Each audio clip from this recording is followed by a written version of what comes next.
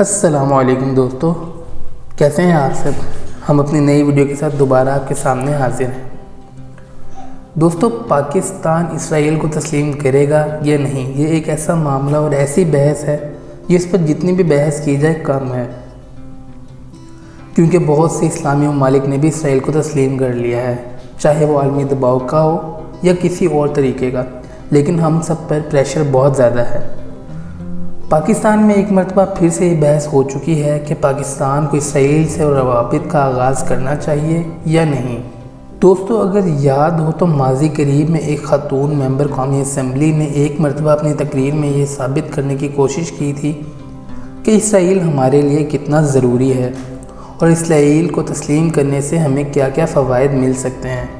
اس کے بعد انہوں نے قومی اسمبلی میں ایک قرارداد بھی پیش کی تھی، جو آج بھی اسپیکر قومی اسمبلی کے پاس پینڈنگ میں موجود ہے۔ اللہ جانے ان کو کب مسترد کیا جائے گا۔ ویسے قرارداد اگر تسلیم بھی ہو جائے تو بھی کچھ نہیں ہوتا، کیونکہ اس کے بعد دیگر مراحل ہیں۔ تاہم یہ عمل عالمی دنیا اور عالمی میڈیا میں ایک نئی بحث اور ہیڈ لائنز کو اچھا مواد ضرور دے سکتا ہے۔ خیر، ہم نے تب بھی یہی بات کی تھی کہ اسرائیل کو تسلیم کرنے سے ہمیں کوئی مالی یا ٹیکنالوجی وغیرہ کا کوئی بھی فائدہ نہیں، لہٰذا اگر اسرائیل کو تسلیم کروانے کے لیے نہ تو ناچنے کی ضرورت ہے اور نہ ہی ناچ کر گھنگرو توڑنے سے کوئی فائدہ ہوگا۔ دوستو، نئی ڈیولپمنٹ کے مطابق ایک خبر یا افواہ یہ بھی ہے کہ اسرائیلی وزیر اعظم نے سعودیہ کا خفیہ دورہ کیا ہے، جس میں انہوں نے محمد بن سلمان اور امریکی secretary of state mic Pompeo سے مبینہ طور پر ملاقات کی ہے۔ اب سعودی عرب کے اس خطے میں اپنے مفادات ہیں، یہ مفادات اس نے کسی نہ کسی طرح ضرور حاصل کرنے ہیں، بلکہ ایمبیسیز کے آنے کے بعد تو ان مفادات میں اضافہ ہوا ہے اور سعودیہ ان کے حصول کے لیے کسی بھی حد تک جانے کو تیار لگتا ہے۔ سعودیہ کی جانب سے العربیہ اور قطر کی جانب سے الجزیرہ نے اس حوالے سے رپورٹنگ کرتے ہوئے اس بحث کو نقطۂ عروج پر پہنچا دیا ہے، جس کے بعد پاکستان میں بھی دوبارہ ایک نئی بحث کا آغاز ہو چکا ہے کہ پاکستان کو بھی اسرائیل سے تعلقات کا آغاز کر دینا چاہیے۔ دوستو، سب سے پہلے یہ سمجھ لینا چاہیے کہ اس معاملے میں عربیہ اور الجزیرہ کی خبریں اور تبصروں کی کوئی خاص اہمیت نہیں ہے، کیونکہ یہ دونوں ہی ریاستی ادارے ہیں اور اپنی اپنی ریاستی پالیسیوں اور مفادات میں رپورٹنگ کرتے ہیں۔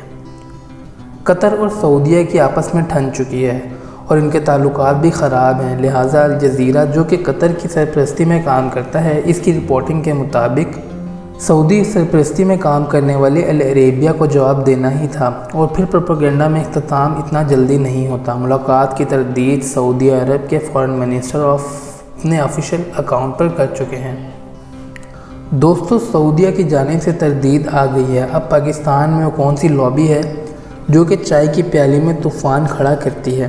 یعنی کوئی اتنی بڑی بات نہیں تھی، لیکن اسرائیل کے حوالے سے بحث شروع کروائی اور ملک کے دو بڑے مشہور صحافیوں سمیت دیگر صحافیوں نے بھی اس حوالے سے بات کی اور اسرائیل کو تسلیم کرنے کے حق میں ٹویٹس بھی کر دی۔ کیونکہ یہ ایک لابی چاہتی ہے کہ موجودہ کمزور حکومت سے اسرائیل کو تسلیم کروا لیا جائے۔ ممبر قومی اسمبلی کی تقریر اور قرارداد اور پھر ان صحافیوں کی جانب سے اس حوالے سے گفتگو اس بات کی عکاسی کرتی ہے کہ ریاست کے دو اہم ستون اس حوالے سے بات کر رہے ہیں اور باقی کے دو ستون ابھی صورتحال کا جائزہ لے رہے ہیں۔ فی الوقت تو حکومت نے کہا ہے کہ ہم اسرائیل کو تسلیم نہیں کریں گے، لیکن اس یو ٹرن حکومت پر کیا اعتبار کہ وہ کب کیا کر دے۔ یہی صورتحال اتنی بھی نارمل نہیں ہے جتنی بظاہر نظر آ رہی ہے۔ دوستو، وزیر اعظم کی یہ بات بالکل درست ہے کہ پاکستان پر اسرائیل کو تسلیم کرنے کے حوالے سے دباؤ موجود ہے، پھر یہ دباؤ ہمیں مغربی ممالک کی جانب سے بیان بازی کی صورت میں نظر آتا ہے، لیکن اب یہ دباؤ ہمیں عرب ممالک کی جانب سے بھی نظر آ رہا ہے۔ ہم عرب ریاستیں اسرائیل سے تعلقات قائم کر چکی ہیں اور اب پاکستان پر دباؤ ڈال رہی ہیں کہ وہ بھی اسرائیل کو تسلیم کرے اور ان کے ساتھ تعلقات استوار کرے۔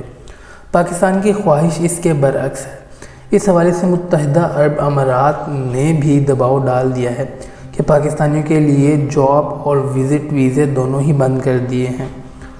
دوستو، یو اے ای میں مقیم پاکستانی سالانہ کروڑوں ڈالرز کا زر مبادلہ پاکستان بھیجتے تھے۔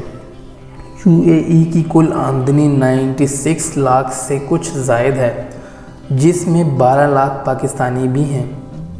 یہ بات تو UAE بھی تسلیم کرتا ہے کہ UAE کو ترقی دلوانے میں اگر حکمرانوں کا ویژن تھا تو پاکستانیوں نے بھی خون پسینہ ایک کیا ہے۔ اس کا صلہ البتہ یہ ملا ہے کہ ان پر پابندی لگا دی گئی ہے۔ دوستو، اس پابندی کا پاکستان کو نقصان ہے اور ہمارے ہمسائے بھارت کو اس کا فائدہ ہے، کیونکہ یہ جاب مارکیٹ اب انڈیا کے پاس چلی جائے گی، جو کہ پہلے سے ہی بہت بڑی تعداد میں UAE میں آباد ہیں۔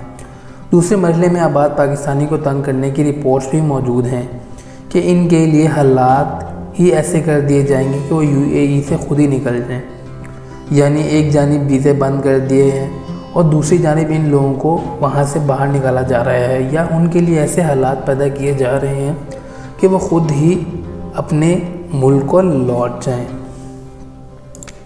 دوستو، کرونا کی وجہ سے معیشت بیٹھ چکی ہے اور ملازمتیں بھی بہت کم رہ گئی ہیں، تو پاکستانیوں کے لیے پہلے ہی بہت مشکلات کھڑی ہیں، اور اس کے ساتھ ان کو UAE کی طرف سے بھی بہت زیادہ دھمکیاں اور باہر نکالنے کی بات کی جا رہی ہے، تو ہماری معیشت ویسے ہی تباہ کن حالات سے گزر رہی ہے اور اس حالات کے بعد وہ اور زیادہ خراب ہو سکتی ہے۔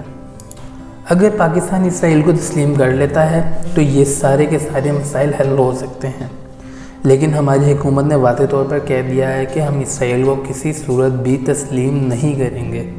اس کے ساتھ ہی ہماری ویڈیو کا اختتام ہوتا ہے۔ دوستو، اگلی دفعہ ہم آپ کے لیے نئے ٹاپک کے ساتھ ملیں گے، تب تک کے لیے اللہ حافظ۔